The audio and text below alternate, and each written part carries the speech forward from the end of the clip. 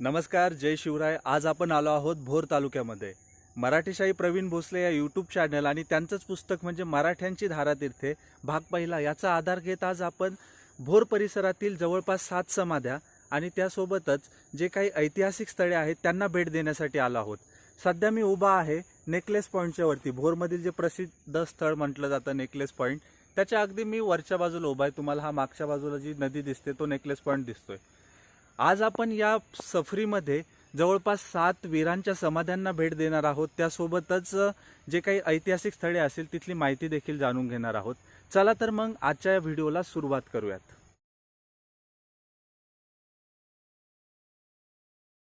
पुणे सातारा बंगळूर महामार्गावरून उजव्या बाजूला वळण घेतलं की आपण कापूरहोळ गावामध्ये येतो. कापूरहोळ गावाकडून पुढे आल्यानंतर आपल्याला आळंदे गाव लागतं आणि या आळंदे गावामध्ये एक असा कच्चा रस्ता आहे जो रस्त्याच्या उजव्या बाजूला वळण घेतल्यानंतर येतो. त्या कच्च्या रस्त्याने आपण पुढे आलं की तिथे बोर्ड लावलेला आहे की किरण पोल्ट्री अँड ब्रीडिंग फार्म्स. त्या किरण पोल्ट्री ब्रीडिंग फार्म्सपासून पुढे आलं की तुम्हाला इथे एक पुढे गेट लागेल जिथे त्या ब्रीडिंग फार्मची आणि पोल्ट्रीची पाटी आहे त्यांचंच हे गेट आहे. इथे मी आतमध्ये जे काही घरं दिसत आहे, आतमध्ये घरं दिसत असतील, तिथल्या रहिवाशांना विचारून परवानगी घेऊन आतमध्ये गेलो. आतमध्ये गेल्यानंतर तुम्हाला समोरील दिसणारी जी घरं दिसत आहे त्या घरांपासून डाव्या बाजूने हे समोरचं जे घर आहे याच्या डाव्या बाजूने तुम्हाला कोयाजी बांदल यांच्या समाधीकडे जाण्याचा मार्ग आहे. हे विटांचं जे घर आहे ना त्यापासून आपण पुढे आल्यास आपल्याला पुढे गेल्यानंतर जंगलात जाणारे 2 रस्ते लागतात. यापैकी सरळ जाणारा रस्ता सोडून आपण डोंगराच्या वर चढणारा जो रस्ता आहे त्या रस्त्याने गेल्यावर आपल्याला पुढे कोयाजी बांदलांची समाधी बघायला मिळेल. फायनली आपण खूप कष्ट घेत, खूप शोधत कोयाजी बांदल यांच्या समाधीकडे आलो आहोत. पुण्यातील लाल महालामध्ये शाहिस्तेखान ठाण मांडून बसला होता. छत्रपती शिवरायांनी शाहिस्तेखानावर हल्ला करत त्याची 3 बोटे छाटली. अंगावर आलेलं ते बोटावर निभावलं होतं. यावेळी छत्रपती शिवरायांच्या समवेत रायाजी बांदल आणि कोयाजी बांदल देखील होते. या हल्ल्यामध्ये कोयाजींच्या अंगावर गंभीर जखमा झाल्या.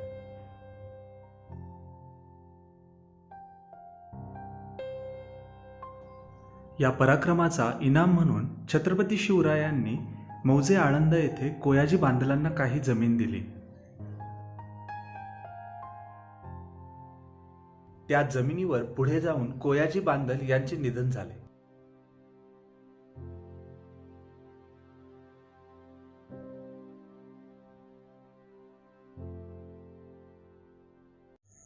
भोरमधील हा नेकलेस पॉइंट अनेक लोकांचा, पर्यटकांचा एक आकर्षणाचा केंद्रबिंदू आहे. परंतु तुम्ही ज्या ठिकाणावरून नेकलेस पॉइंट बघता ते खूप खाली आहे आणि तिथून गर्दी इतकी असते की नेकलेस पॉइंट बघता देखील येत नाही. परंतु जर तुम्ही कोयाजी बांदल यांच्या समाधीजवळ आलात तर अगदी समाधीच्या विरुद्ध बाजूला, ही बघा तुम्हाला इकडे समाधी दिसते, आणि समाधीच्या विरुद्ध बाजूला तुम्ही उभे राहिला तर तुम्हाला नेकलेस पॉइंटचं तर दर्शन घडतंच. आता सरदार कोयाजी बांदल यांच्या समाधीचं दर्शन घेतलंय. आता आपण पुढे जाणार आहोत आंबवडे गावामध्ये. आंबवडे गावामध्ये काही समाधी आहेत, त्यांचं दर्शन देखील तुम्हाला घडवतो.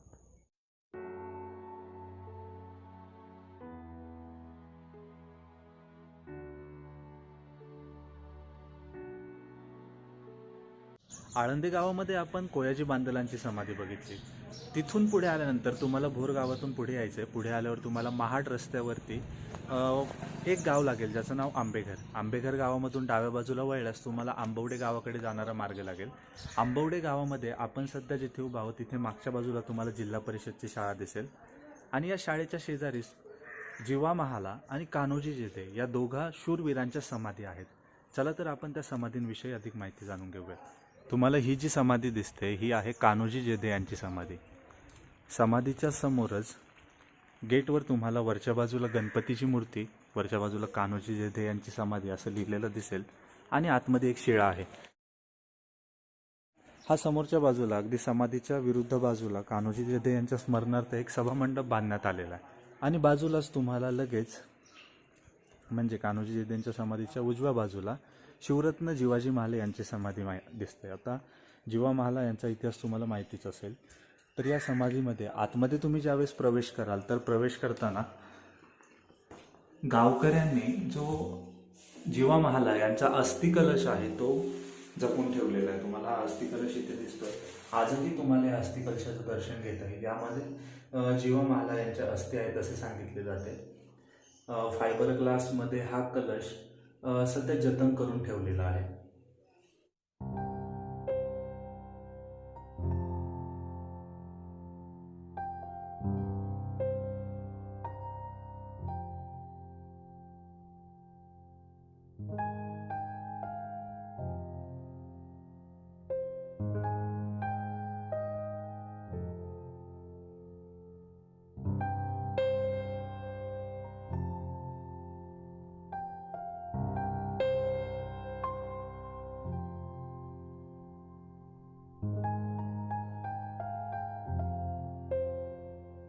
थोड्याफार प्रमाणात पाऊस सुरू आहे आणि त्यामुळे रेनकोट आणि गिंबलसुद्धा भिजला आहे आता आपला. कान्होजी जेधेंविषयी जर सांगायचं झालं तर कान्होजी जेधे हे पहिल्या काळामध्ये आदिलशाही सैन्यात होते. ज्यावेळेस शहाजीराजांना पकडण्यात आलं, आदिलशहाने कैद केलं, त्यावेळेस कान्होजी जेधे यांना देखील कैद करण्यात आलं होतं असं इतिहासामध्ये पुरावे सापडतात. पुढील काळामध्ये अफजल खानाने जेव्हा स्वराज्यावरती स्वारी केली तेव्हा या प्रांतातील जे देशमुख होते त्या देशमुखांनी अफजल खानाच्या फरमानाला उत्तर देत अफजल खानासोबत जाणं निश्चित केलं. मात्र त्याच समयी कान्होजी जेध्यांना जेव्हा छत्रपती शिवरायांनी विचारलं असता, वतनाचे प्रश्न टाकले असता, वतन तुमचं जाईल अशा प्रकारे बोललं असता, कान्होजी जेध्यांनी त्या वतनावरती पाणी सोडतो असं बोलून वतनावरती त्या दिवसापासून पाणी सोडलं आणि ते स्वराज्याचे एकनिष्ठ सेवक आधीपासून होते, पण त्यांनी ते पुन्हा एकदा दाखवून दिलं. अफजल खान वधाच्या वेळी जे संभाजी कावजी आणि जिवाजी महाले, आत्ता तुम्ही बघितलं असेल की कान्होजी जेध्यांच्या समाधीच्या अगदी उजव्या बाजूला जिवाजी महाले यांची समाधी देखील आहे. तर कान्होजी जेध्यांच्या सेवेमध्ये असणारे संभाजी कावजी आणि जिवाजी महाले हे छत्रपती शिवरायांच्या सोबत प्रतापगडच्या त्या युद्धप्रसंगी तिथे उपस्थित होते. म्हणजे कान्होजी जेध्यांचं योगदान त्यावेळी खूप महत्त्वाचं आहे. पुढे जर आपण गेलो, पुढील काळामध्ये कान्होजी जेध्यांनी जून 1660च्या दरम्यान वासोट्याचा जो किल्ला आहे तो स्वराज्यात दाखल केला आणि पुढे सप्टेंबर 1660च्या दरम्यान कान्होजी जेधे यांचं आजाराने निधन झालं. आता आपण बघूयात वीर जिवाजी महाले यांची कथा. तर वीर जिवाजी महाले हे आधीपासून कान्होजी जेधे यांच्या सेवेमध्ये होते. पुढील काळामध्ये जर आपण विचार केला तर जिवा महाला यांचा उल्लेख आपण अफजल खान वधाच्या वेळी ऐकतो. अफजल खान वधाच्या वेळी जिवाजी महाले शिवाजी राजांचे छत्रपती शिवरायांचे अंगरक्षक म्हणून तिथे गेले होते. आता ज्यावेळी महाराजांवरती सय्यद बंडाने हल्ला करण्याचा प्रयत्न केला, महाराजांवरती पाठीमागून त्या पट्ट्याने वार करण्याचा प्रयत्न केला, त्याच समयी जिवा महाला यांनी प्रवेश करत पट्ट्यानेच सय्यद बंडाचा हात उडवला होता, अशी कथा आपल्या सर्वांना माहिती आहे. पुढील काळामध्ये जिवाजी महाले हे महाराजांच्या सेवेमध्ये सतत होते. काही काळानंतर त्यांचा आजाराने निधन झाले आणि त्यांची समाधी आज आपण बघू शकतो आंबवडे गावात. कान्होजी जेधे म्हणजे ज्यांच्या सेवेमध्ये ते होते, कान्होजी जेधेंच्या सेवेमध्ये जिवाजी महाला होते, तर दोघांचीही समाधी इथेच आपल्याला बघायला मिळते. कान्होजी जेधे आणि जिवाजी महाले यांच्या समाध्यांना भेट दिल्यानंतर मी आता पंत सचिवांचा वाडा शोधतोय, पण मला तो भेटला नाही. तर गावकऱ्यांच्या सांगण्यानुसार मी सध्या माझ्या पाठीमागच्या बाजूला बघाल तर पाठीमागे आरोग्य केंद्र आहे आणि एक बँकेची शाखा आहे, तिथून आतमध्ये आलो आहे. आतमध्ये आल्यानंतर मला एका मंदिराचा बोर्ड दिसला आहे, मी तुम्हाला तो देखील दाखवतो. इथे तुम्हाला एक मंदिराचा बोर्ड दिसतो, इथून मंदिराकडे जाणारी वाट आहे, कदाचित हेच ते नागेश्वर मंदिर असावं. वरच्याच बाजूला तुम्हाला अनेक शिळा दिसत आहे, विरगळ दिसत आहे, आपण एकदा त्या बघून घेऊयात. इतिहास संशोधन करत असताना या विरगळ आणि या शिळाच कदाचित आपल्याला इतिहासाचे पुरावे सांगण्यासाठी अनेकदा मदत करत असतात. चला तर मग आपण आता खाली जाऊन बघूयात की कुठलं मंदिर खालच्या बाजूला आहे. आपण आता एक्झॅक्टली नागेश्वर मुक्तिधाम घाट आणि मंदिराच्या पाठीमागच्या बाजूला आलो आहोत. तुम्हाला हा जो आवाज येतोय तो धबधब्याचा आवाज आहे, तर तुम्ही बघू शकता इकडे.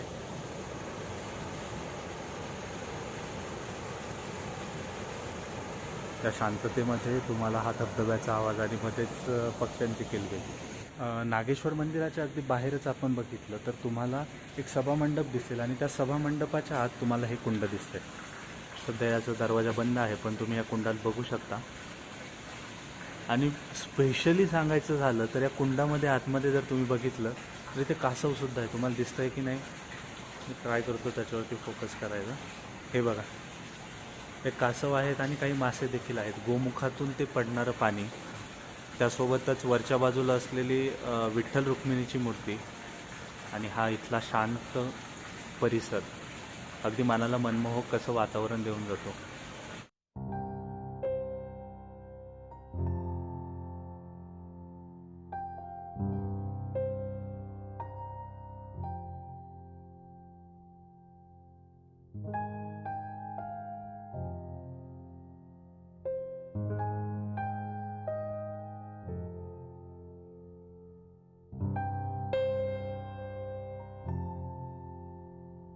फायनली खूप शोधल्यानंतर आरोग्य विभागाचं जे बाहेर लोक असतात तिथे विचारल्यानंतर मला ही समाधी सापडली.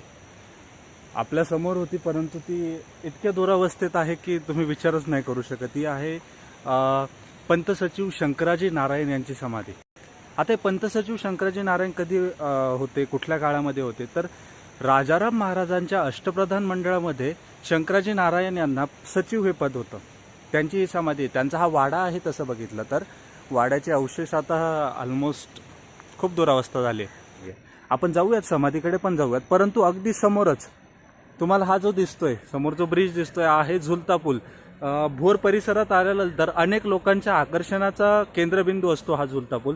पहिले आपण त्याच्याकडे जाऊयात, तिथे बघूयात कसा आहे. सौ जिजाबाई साहेब यांच्या नावाने हा पूल आहे, त्यांचं नाव या पुलाला दिलेलं आहे. तर आपण या पुलावरती जाऊन त्याचा एक्सपिरियन्स घेऊयात एकदा.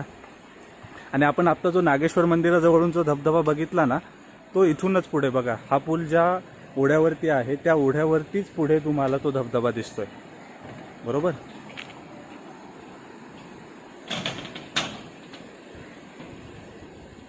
थोडासा हलतो पूल, मीन्स असं व्हायब्रेशन जाणवतं. या ज्या प्लेट्स आहेत ना खालच्या, त्या थोड्या व्हायब्रेट होतात चालताना, जर समोरून एखादा व्यक्ती आला तर. आणि झुलतोय तो, अक्षरशः हलतोय. आता तो गिम्बल लावलेला आहे मी, त्याच्यामुळे कदाचित थोडंसं स्टॅबिलायझेशन वाटत असेल, पण पूल हलतो आहे. खाली पुलाची ज्या पट्ट्या आहेत, ज्या स्लेट्स आहेत खालच्या, त्यांना पण छिद्र वगैरे पडली, तर या बदलण्याची सध्या गरज आहे. आपण आता समाधीच्या बाजूने आलो होतो, त्यामुळे आपल्याला जे बाकी गोष्टी दिसल्या नाही. तर तुम्ही इथे जिथे पूल सुरू होतो त्यावरती तुम्हाला माहिती फलक आणि सौ जिजाबाई साहेब झुलता पूल अशी माहिती दिसते.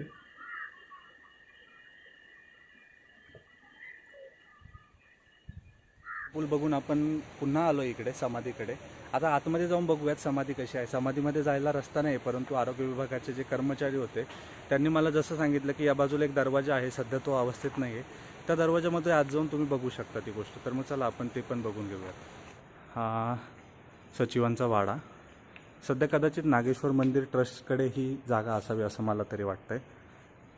आणि ही आतमध्ये तुम्हाला जी दिसते ती सुबक अशी संगमरवरामधली शंकराजी नारायण यांची समाधी. बघू शकता समाधीचा हे अवशेष.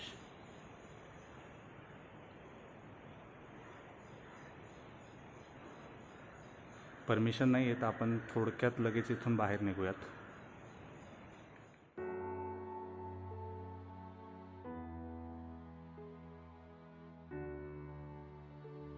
पंत सचिवांची समाधी बघून आपण आंबवडे गावावरून आता कारी येथे आलो आहोत. कारी येथे आपण सध्या माझ्या पाठीमागे तुम्ही जो बघताय तो आहे कान्होजी जेधेंचा वाडा. आपण कान्होजींची समाधी बघितली तिकडे आंबवडे गावामध्ये. आता आपण त्यांचा वाडा बघून घेऊयात. त्या काळामध्ये कान्होजी जेधेंचं इथे वास्तव्य होतं. त्यांचा हा राहता वाडा होता आणि आजही त्यांचे वंशज याच वाड्यामध्ये वास्तव्यास आहेत. स्वराज्याच्या मानाचं तलवारीचं पहिलं पातं असलेल्या जेधे कुटुंबियांचा हा वाडा.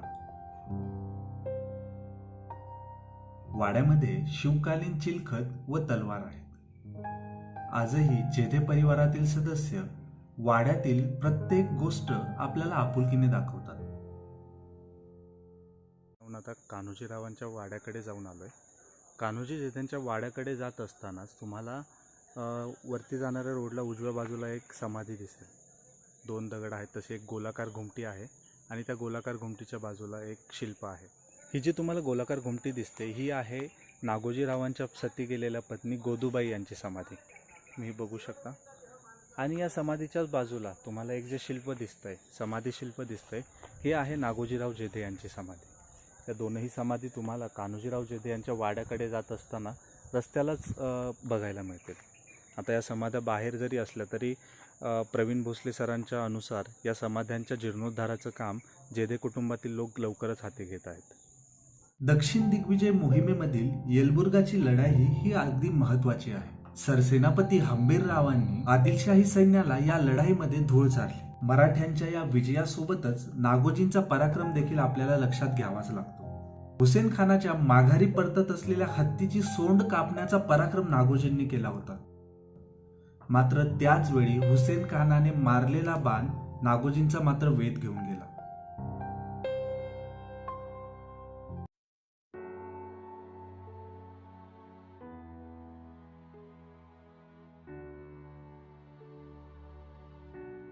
आपण सध्या पिसावरे ग्रामपंचायतीच्या उजव्या बाजूला उभे आहोत.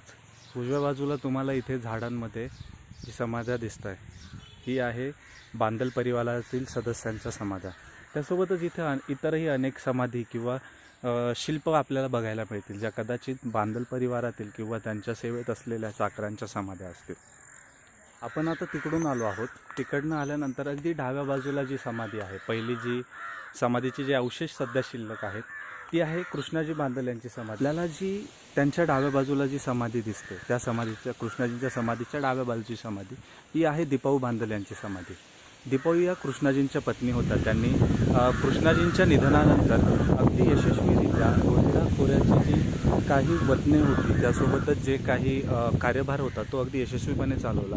आज या समाधीच्या आतमध्ये तुम्ही बघू शकता पूर्णपणे गवताचं रान माजलं. आता या समाधीच्या दीपाऊंच्या समाधीच्या बाजूलाच जी समाधी दिसते सध्या समोर ती आहे त्यांचे पुत्र कृष्णाजी आणि दीपाऊ यांचे पुत्र बाजी बांदल यांची समाधी. बाजींनी पुरंदरच्या लढाईमध्ये खूप शौर्य गाजवलं होतं.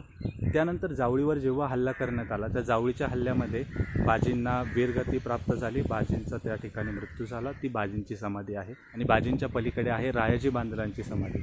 कदाचित तुम्ही जर पावनखिंडसारखा चित्रपट बघितला असेल तर त्या चित्रपटामधून तुम्हाला समजलं असेल की रायाजी बांदल त्यावेळी पावनखिंडीमध्ये महाराजांच्या सोबत पन्हाळगड ते विशाळगड या मोहिमेत होते. परंतु त्या मोहिमेमध्ये रायाजींनी शौर्य गाजवलं. रायाजींचा मृत्यू तिथे झाला नव्हता.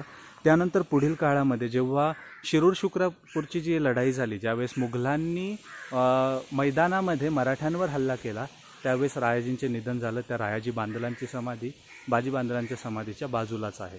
या चारही समाध्यांमध्ये सध्या आतमध्ये काहीच नाही आहे. गवताचं रान माजले आणि तुम्ही बाहेर देखील बघू शकता खूप मोठ्या प्रमाणात गवत आहे. पिसावरे गावामधून आपण पुढे शिंद या गावी आलो आहोत. शिंद या गावात येण्याचं कारण म्हणजे आत्ता तुम्हाला माझ्या पाठीमागे दिसतोय तो बाजीप्रभूंचा पुतळा. तर हे शिंद हे गाव म्हणजे काय आहे तर शिंद हे गाव बाजीप्रभूंचं गाव आहे. बाजीप्रभूंचं वास्तव्य या गावात होतं. त्यांचं मूळ गाव हे आहे. पावनखिंडीमध्ये लढत असताना बाजींचा रौद्रावतार कसा असेल त्याला साजेसा असा एक पुतळा इथे बसवलेला आहे. बाजींच्या या रूपाकडे बघत त्यांच्या या स्मृतीचं दर्शन घेत आपण आजचा व्लॉग इथेच थांबवणार आहोत. पुढील भागांमध्ये देखील आपण मराठ्यांची अशीच नवनवीन धारातीर्थे एक्सप्लोअर करणार आहोत जिथे अनेक अपरिचित मराठी मावळ्यांच्या समाध्या आहेत, त्यांची वाडे आहेत, त्यांच्या गावातील त्यांचे काही पुतळे असतील, त्यांच्या काही मूर्ती बसवलेल्या असतील त्या देखील आपण एक्सप्लोअर करणार आहोत. गडकिल्ले तर आपण फिरतोच परंतु त्यासोबत आता अपरिचित इतिहास देखील जाणून घेण्याचा प्रयत्न आपल्या या चॅनलच्या माध्यमातून नक्की करूया. तोपर्यंत धन्यवाद. जय शिवराय.